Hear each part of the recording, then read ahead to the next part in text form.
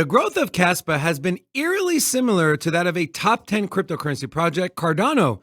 The last bull market was wildly successful for ADA as we witnessed the price skyrocket from 5 cents to over $3, an insane 60x. Kaspa can 70x from here if it follows the path of Cardano from the last cycle. Let me kind of explain what I mean. So let's talk about what are some of the similarities I'm talking about with Kaspa and Cardano. The first one is Cardano pre-smart contracts and Kaspa currently, which is also pre-smart contracts. So take a look here from the cas.fyi. Take a look at the total addresses holding at least one Kaspa token, 339,676 holders. Top 10 addresses control around 17% of the supply, with the top 100 controlling 33.5%. Let's take a look at where Cardano is. Although not identical, top 10 holders control only 9% on Cardano, and the top 1 holders control 21%. Also, when it comes to token distribution, Cardano, no VCs.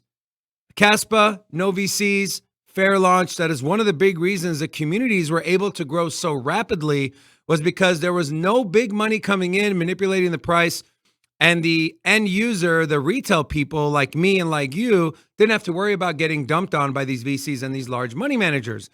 And then you take a look at who holds the most amount of Cardano, who holds the most amount of Kaspa. This is from Into the Block on Cardano. Over 72% of Cardano tokens are held by retail, which according to this metric, retail represents people that own less than 0.1% of the circulating supply. Same with Kaspa, right? Take a look here, the different categories they have. The largest holder base comes from people that hold between 1,000 and 10,000 Kaspa. That is a total of 82,000 wallets, which is down 148 over the last 24 hours, but up over 3,500. So close to 3,500 new wallets that hold between 1,000 and 10,000 were born in the last 30 days. So both very retail driven. Also, if we take a look at the price action, how did Cardano's price action look compared to how Kaspa's price action is looking now? So on the left here is Cardano starting around 5 cents in May of 2020. Again, I might want to add, this is pre-smart contract capabilities. So essentially, this was all hype and retail piling in to one of their favorite projects.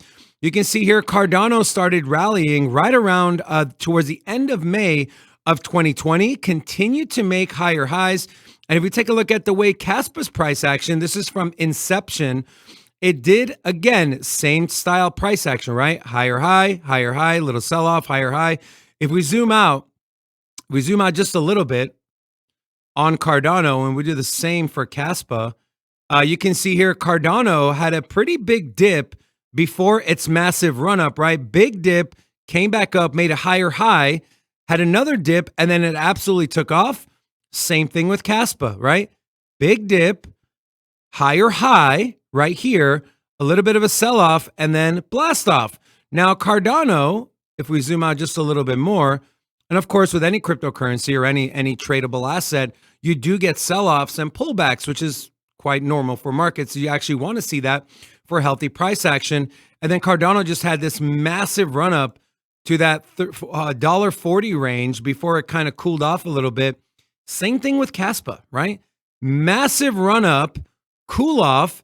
It's had another massive run-up. Now, Kaspa has been lagging over the last, from its top of around 18.9 cents back in February of this year, it has spilled off close to 80%, 80 to 90%.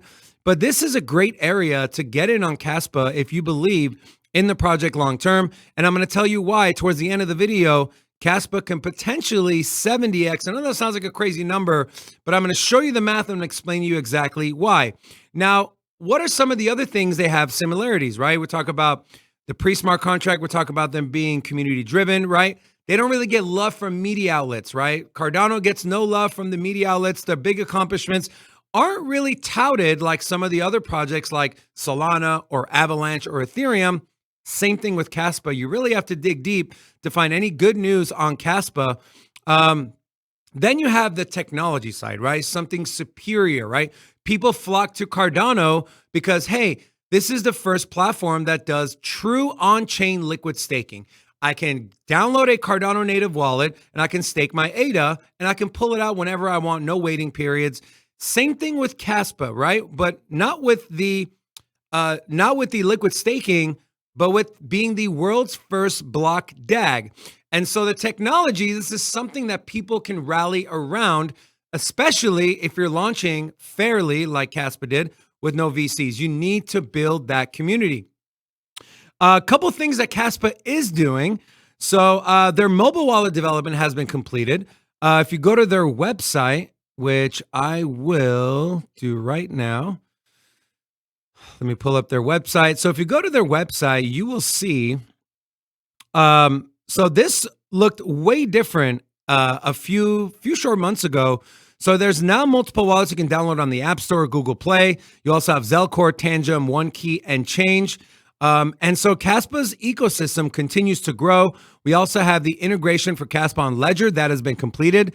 Currently in testing, you have Kaspa Rust language coding, which is going to open up their programming and their onboarding of developers they're going to be able to cast a wider fishnet to bring more developers on the project as they look to implement the KRC token standard, right, with the smart contracts.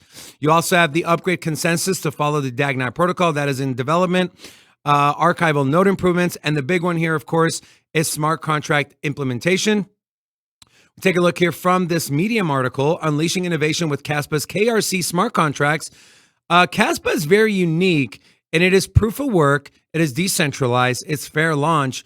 But with the upgrade that they're having, they're going to be able to mine 10 blocks per second. Bitcoin does 1 block every 10 minutes. Kaspa will be able to do 10 blocks every single second. What are some of the things that Kaspa smart contracts could bring some actual utility to the project to go along with the retail-driven hype? Decentralized finance, so KRC20 tokens can power decentralized exchanges, liquidity pools, lending protocols, and other DeFi application, enabling permissionless access to financial services and liquidity provisions. Tokenized assets, gaming, and NFTs. KRC20 tokens enable the creation of fungible and non-fungible tokens for in-game assets, digital collectibles, virtual land, and other gaming-related applications. Supply chain traceability. And of course, governance and voting. KRC20 tokens empower token holders to participate in governance processes, voting mechanisms, and decision-making within decentralized organizations and communities, fostering transparency and inclusivity. Now, let's take a look at the price prediction, right? I said 70x. A lot of you might be saying, are you crazy? Maybe I am, but let me explain to you why and how I came to that number. So we take a look at Cardano, right? I explained to you why it was so eerily similar what Cardano did to what Kaspa is doing. So let's just say Kaspa follows in price action the same as Cardano did back in 2021.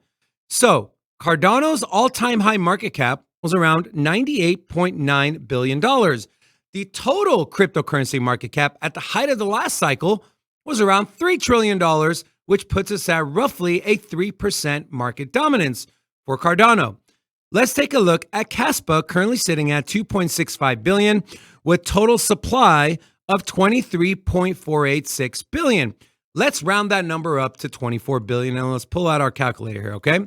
So let's say, right, and our base case here for the cryptocurrency market is $6 to $10 trillion as more institutions get onboarded, as the space grows, as more enterprises and actual sectors are brought onto the blockchain. 10 trillion on the upper end, 6 trillion on the lower end. So if we take the lower end, right, and we do $6 trillion market cap, we multiply that by 3%. Let's say Kaspa follows in the same suit. That gives us a Kaspa market cap of around $180 billion, which, if we divide that by the 24 billion tokens in circulation, gives us a price of $7.50, roughly a 70x for Kaspa. Now, on the higher end, right, let's just say $10 trillion total market cap. Again, I pressed the wrong button. Let's do times 3%. That gives us a $300 billion market cap, and we divide it by the same amount of tokens that we divided the other one by. You're looking at a $12.50 Kaspa. Now, is this a certainty that it's going to get there? No. But if some say history isn't necessarily an indication of the future, but history sometimes tends to rhyme. And there's a lot of things, a lot of parallels you can draw from what Cardano did and what Kaspa is currently doing. Throw in smart contracts, throw in big exchange listings, which Kaspa doesn't really have now, but the trading volume is there for at some point, something like Coinbase or Kraken to go ahead and list Kaspa. And well, the importance of that is more users, more retail investors are going to have access, easier access to the Kaspa token, on top of people building on it, on top of people launching NFTs, launching tokens, launching governance models, launching DAOs. The future is bright for Kaspa. What are your thoughts? Are you a Kaspa holder? Are you bullish on Kaspa? Let us know in the comment section. Also, come check out our live show Monday through Friday at 2 p.m. Eastern Standard Time. We'll see you in the next one. Peace.